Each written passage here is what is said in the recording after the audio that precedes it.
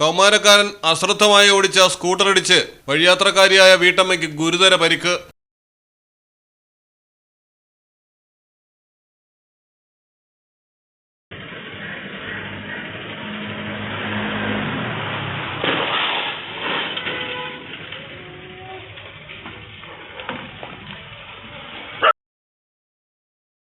കൊല്ലത്താണ് അപകടം നടന്നത്. ഓയൂർ റോഡിൽ വെച്ചാണ് റോഡ് മറികടക്കുകയായിരുന്ന വീട്ടമ്മയെ സ്കൂട്ടറിൽ അമിത വേഗത്തിലെത്തിയ വിദ്യാർത്ഥി ഇടിച്ചു കടന്നുപോയത്. ആഘാതത്തിൽ സ്കൂട്ടറും മറിഞ്ഞു. ഗുരുതരമായി പരിക്കേറ്റ യാത്രക്കാരിയെ ആയൂരിലെ സ്വകാര്യ ആശുപത്രിയിൽ പ്രവേശിപ്പിച്ചു.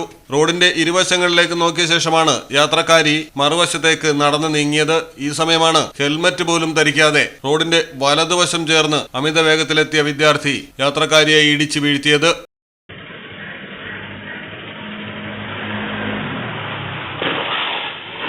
മലയാളം ടെലിവിഷൻ, കൊല്ലം.